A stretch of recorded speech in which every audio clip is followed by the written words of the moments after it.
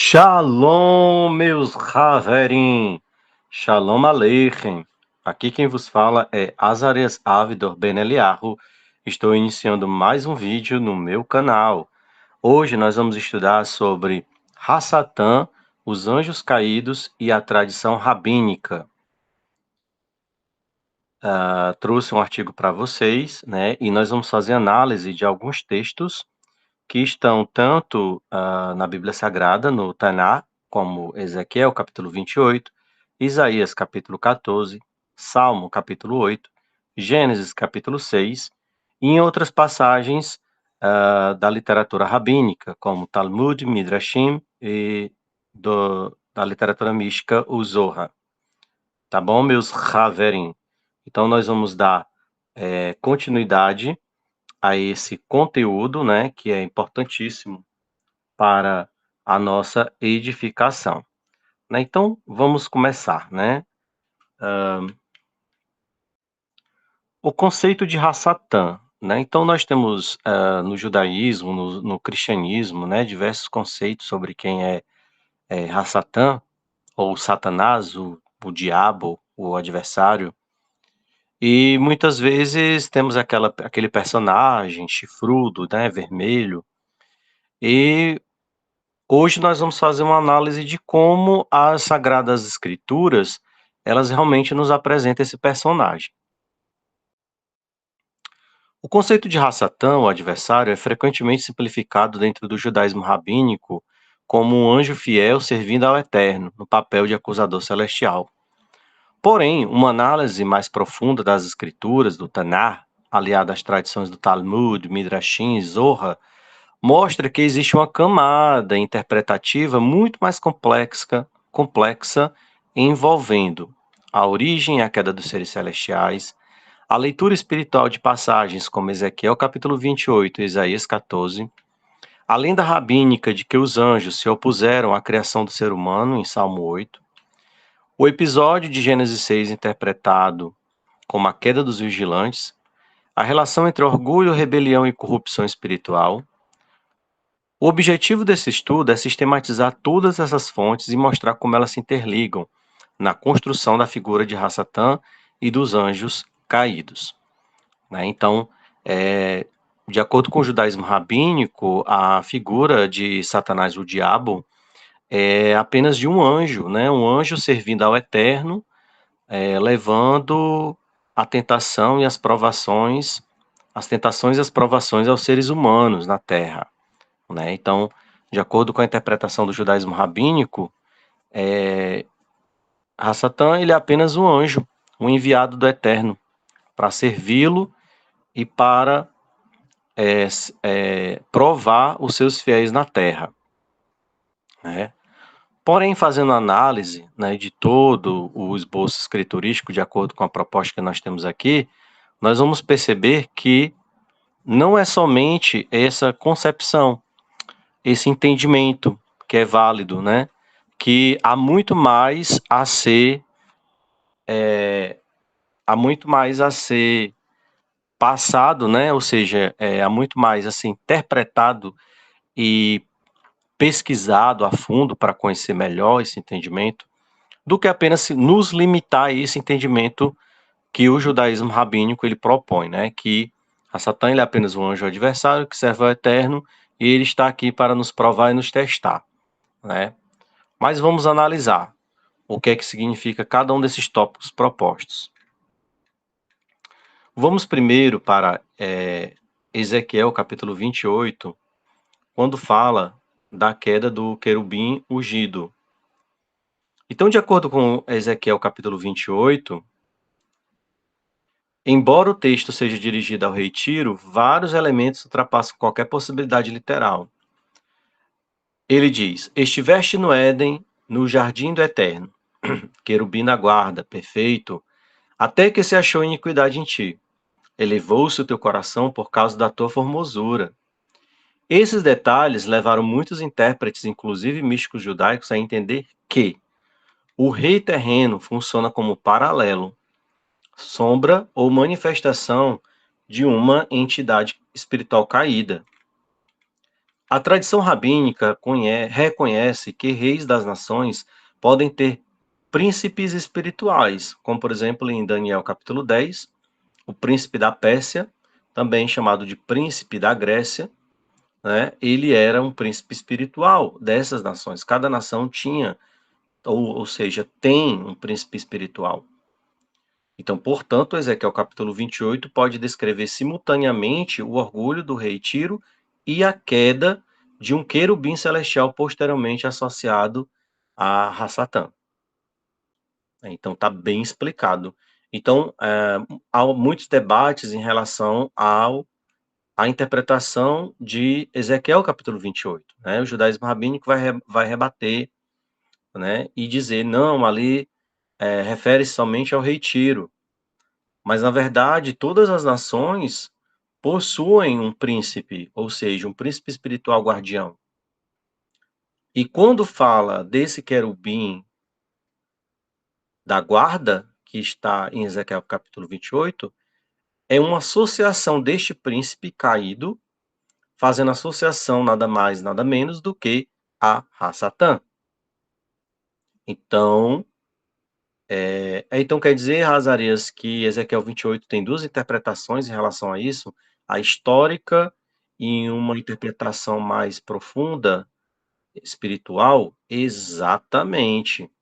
Ela tem uma interpretação mais superficial, que quando você lê, você entende que o texto está se referindo ao retiro, mas ao mesmo tempo ela possui uma interpretação mais profunda, espiritual em relação ao significado do querubim da guarda, que era perfeito, até que se achou iniquidade nele. Elevou-se por causa da sua formosura. Compreende-se, então, que o texto de Ezequiel capítulo 28 refere-se sim a Rassatã. Continuando. Isaías capítulo 14 e o Helel ben Shachar. Isaías 14 é dirigido ao rei da Babilônia, mas novamente o texto apresenta elementos supraterrenos. Como caíste do céu, ó Helel, filho da alva, acima das estrelas do eterno exaltarei o meu trono, serei semelhante ao Altíssimo. A tradição rabínica registra no Cântico dos Cânticos Urabá, ou Passuque 8, 19, que este texto pode se referir ao anjo guardião da nação, lançado do céu antes do juízo sobre o seu povo. Isso abre espaço interpretativo para que Helel seja visto como um ser angelical que cai por orgulho, uma figura paralela ao adversário espiritual.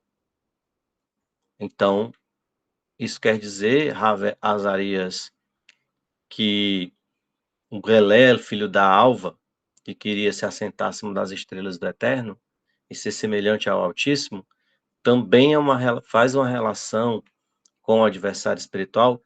Exatamente. Né? E não sou eu quem estou dizendo, quem diz é a própria tradição rabínica que diz isso, que o anjo guardião da nação lançado do céu antes do juízo sobre o seu povo. Né? Então, é uma relação desse anjo guardião ao príncipe espiritual, que está também na nação de Tiro, com Babilônia. Tá bom? Então, é uma relação, não é que é uma relação, é uma citação diretamente a respeito destes seres, que está relacionado sim com Rassatã. As areias, então quer dizer que você está querendo dizer que podemos sim interpretar Ezequiel capítulo 28 e Isaías capítulo 14 a uma referência ao Rassatã? Exatamente. Né? Então, não existe somente aquela ideia de que o Rassatã é um anjozinho do Eterno ali, pronto só para servi-lo. Né? Na verdade, existe toda uma história por trás. Existe toda uma história, todo um contexto, existe toda uma situação por trás. Ele não é simplesmente um anjo enviado para nos testar. Não é. Não é. E se todos esses príncipes guardiões, tanto da nação de Babilônia quanto o da nação de Tiro estão envolvidos, fazendo-se uma referência a ele, então é porque realmente existem esses seres, né? No caso, são anjos caídos. Salmo 8. A rebelião dos anjos contra a criação do homem. O Salmo 8 afirma: que é o homem para que te lembres dele? No Talmud em Sanedrim 38b, esse verso é colocado na boca dos anjos, especificamente de anjos que resistiram à criação do ser humano. Segundo o texto, o Eterno consulta os anjos antes de criar o homem. Alguns objetam: ele pecará. O Eterno os destrói com o dedo, fogo divino.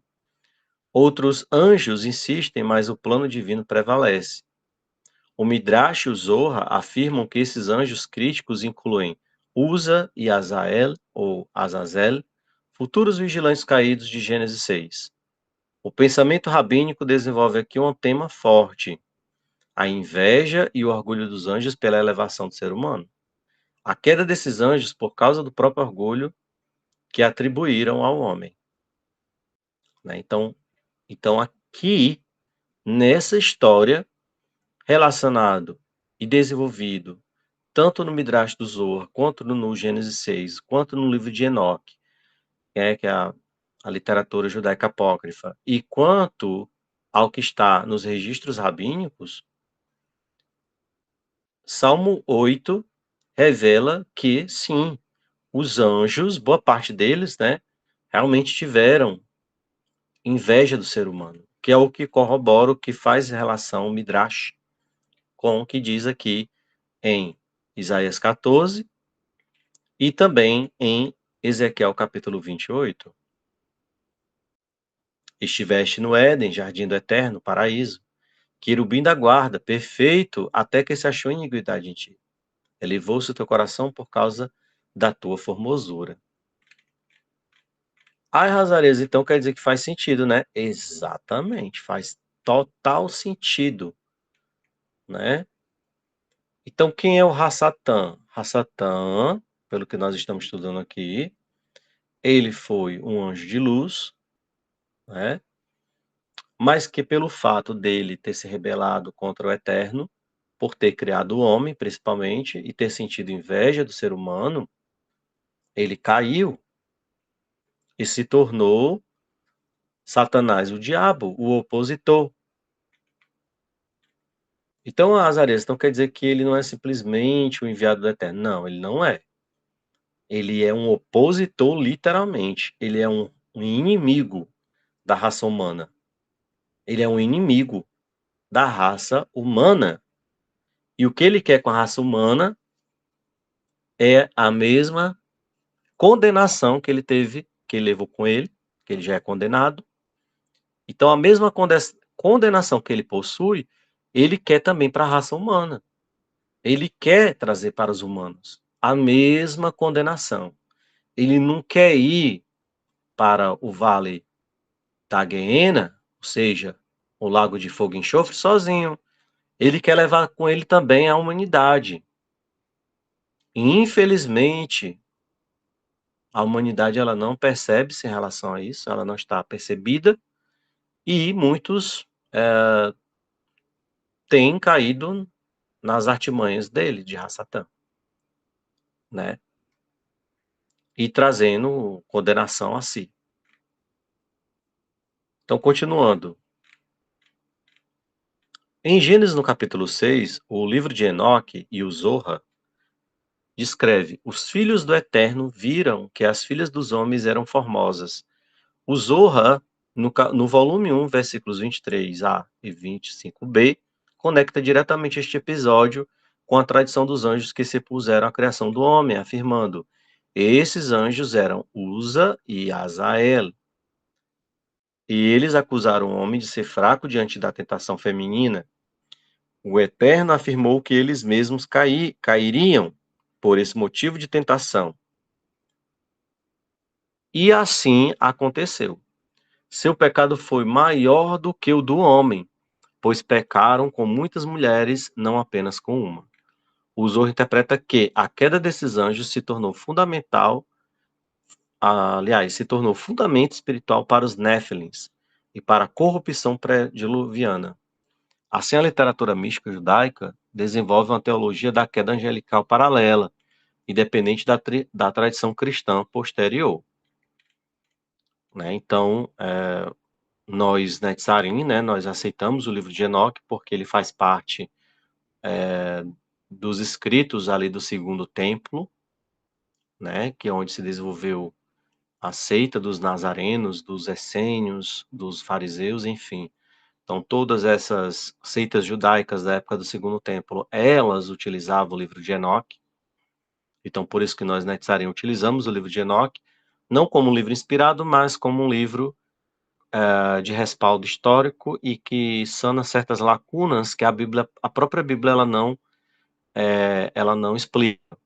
Né? Então, o livro de Enoque ele serve como uma espécie de tradição oral dos israelitas Netzarim. Né? E o Zohar, que é uma literatura do judaísmo rabínico místico, nós utilizamos e apenas confirmamos o que está no livro de Enoque em Gênesis. Né? Não que nós utilizamos esses escritos do judaísmo rabínico, como Talmud, Mishnah, Gemara, Zohar, Barri, como escrituras, mas nós utilizamos para apoiar para reforçar e apoiar as nossas crenças que estão no Taná e também nos nossos livros de tradição histórica ali do período do Segundo Templo, como o livro de Enoque. Então, esses filhos de Deus, então quer dizer, Azarias, que esses filhos de Deus de Gênesis 6, eles eram anjos? Exatamente. Existem as duas tradições, né? Existe essa tradição que fala que eram os anjos, e existe a outra tradição que diz que eram os filhos de Sem, né? Aliás, os filhos de Sem não, os filhos de Sete. Né? Então tem as duas tradições. Mas nós, Netzarim, né? Nós cremos que se refere aos anjos caídos. Né? Porque tanto está no livro de Enoque como está no Zohar. Gênesis 6, ele não vai te deixar claro dizer quem são eles, mas esses dois registros históricos, o livro de Enoque e o Zohar, eles vão dizer quem são. Né? E aqui está confirmando que eram anjos, liderados por Uza e Azael. Eram dois, realmente. Né? Até que algumas tradições afirmam que Uza é o próprio Hasatã, e o Azael é o Azazel, que é o mesmo que tem o formato de bode, né? Que tem que alguns chamam de Bafomé, né? E que na tradição israelita, o bode era levado para o deserto, representando ali a prisão desse anjo caído, né? Aí afirma, eles acusaram o homem de ser fraco diante da tentação feminina. O Eterno afirmou que eles mesmos cairiam por esse tipo de tentação e assim aconteceu. Seu pecado foi maior do que o do homem, pois pecaram com muitas mulheres, não apenas com uma. O Zohar interpreta que a queda desses anjos, quem está dizendo não sou eu, o Ravé Azarias, quem está dizendo é o Zohar. A queda desses anjos se tornou fundamento espiritual para os Néfilins e para a corrupção pré-diluviana. Assim, a literatura mística judaica desenvolve uma teologia da queda angelical paralela e independente da tradição cristã posterior, né, que afirma que os filhos de Deus são os descendentes de Sete, né, que, na verdade, de acordo com a tradição antiga do Segundo Templo do judaísmo, se refere aos anjos. E tem várias passagens na literatura rabínica e também no próprio livro de Enoque que afirma que quando os Néfilins, né, que eram os filhos dos gigantes, eles morreram no dilúvio, né, como eles eram híbridos, eram filhos de pais imortais com mães mortais, por isso que existe, né, a lenda do Hércules, que nenhum tipo de mitologia ela é totalmente falsa, sempre tem um fundo de verdade em cada mitologia.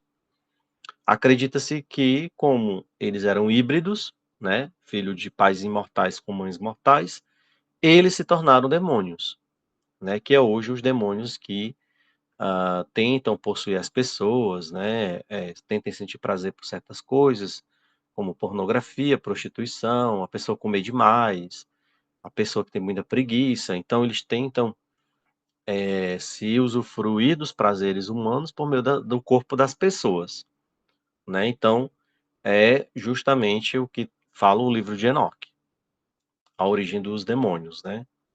Que é diferente da origem de Rassatã, que a Rassatã foi um anjo celestial que se tornou o adversário, né?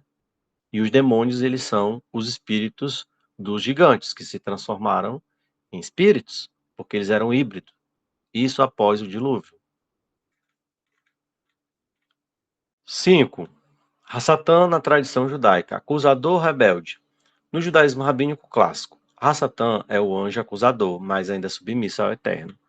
Ele não é tecnicamente o caído, porém, como mostramos, Midrashim, Talmud e Zohar preservam tradições minoritárias e místicas que veem os anjos se rebelando, interpretam textos proféticos como referência à queda celestial, identificam o Helel, o querubim de Ezequiel e os anjos de Salmo 8 com espíritos rebeldes, né, que o Helel é o de Isaías 14. Isso revela que dentro do judaísmo existe um espectro de interpretações e não uma única posição rígida, né? Então a gente não pode bater o martelo e dizer que só tem aquela interpretação. Não, existem várias interpretações em relação a isso, né? Mas Nazaré está muito semelhante ao cristianismo, né? Que tem o eterno e tem o inimigo, né? O Hassatã.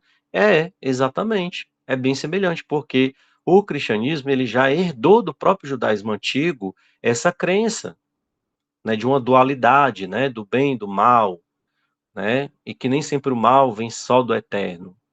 Não é isso. O eterno não é totalmente mal, assim, eu que sou o mal, né? Crio o mal, levo tudo de ruim para as pessoas. Porque se a gente for na concepção do judaísmo rabínico, que o Satã, ele é somente um anjo enviado para nos testar, então nós vamos entender que quem causa o bem e o mal nas pessoas é o próprio Eterno. E não é bem por aí.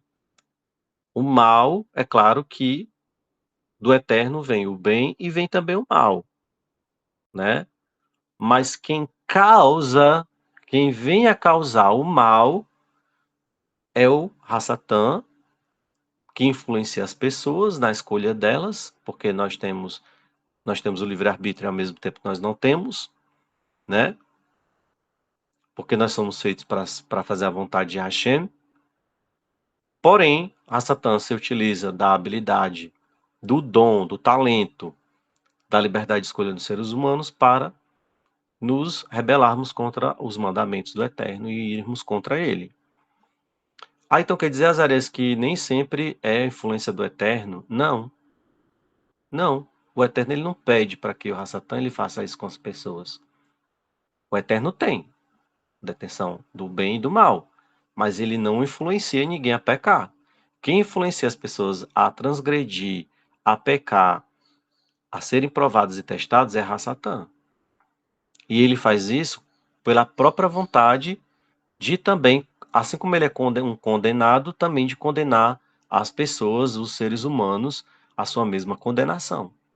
É nesse sentido. E então ele se torna, assim, o adversário. Ele se torna, assim, o opositor. Continuando. Eram somente os nazarenos e os fariseus antigos que tinham essa crença, nazarenos? Não.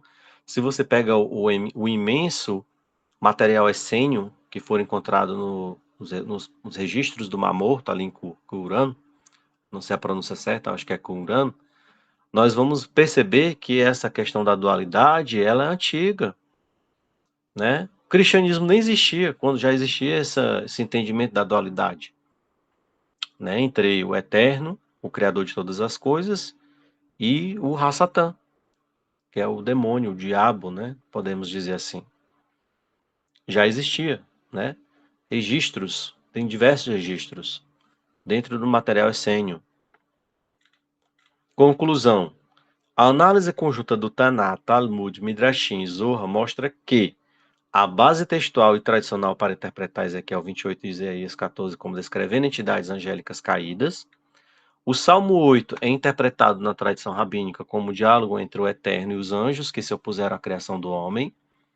O Zohar conecta essa oposição com os filhos do Eterno, de acordo, os Ben Elohim, né, de acordo com Gênesis 6, identificando-os como Uza e Azael, líderes de anjos caídos. Em algumas traduções que usa é Samael, ou Santanael, Santaniel, né, e o Azael pode ser também Azazel. A figura de Hassatan não é plenamente uniforme dentro do judaísmo. Há interpretações que vão além do simples acusador fiel e aproximam-se da ideia da rebelião angelical. Em resumo, existe uma tradição judaica rica e multifacetada que descreve a queda de seres celestiais por orgulho, orgulho este que ecoa nos textos proféticos e nos mitos rabínicos sobre a criação do homem. Então tá aí, né? É um estudo muito proveitoso, né? Eu espero que todos tenham compreendido. Depois eu vou trazer um estudo sobre, eu acredito que é o próximo estudo após esse, que é um estudo sobre a origem de cada Shedim, cada Shed, cada demônio.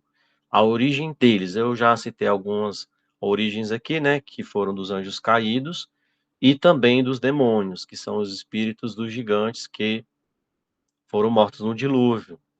Então, já citei duas origens, né? Porém, preciso explicar melhor sobre o Hassatã, sobre a, as ações dele, sobre o Azazel, o que aconteceu com ele, que era praticamente o secretário, o auxiliar de Hassatã, que é o segundo depois dele, né? Sobre a questão também da inveja dos anjos, a guerra que houve no céu, que Miguel, ele batalhou com esses anjos no Chamaim e expulsou para a terra quando isso aconteceu, né? Então tem toda uma gama de estudo para explicar para vocês, né?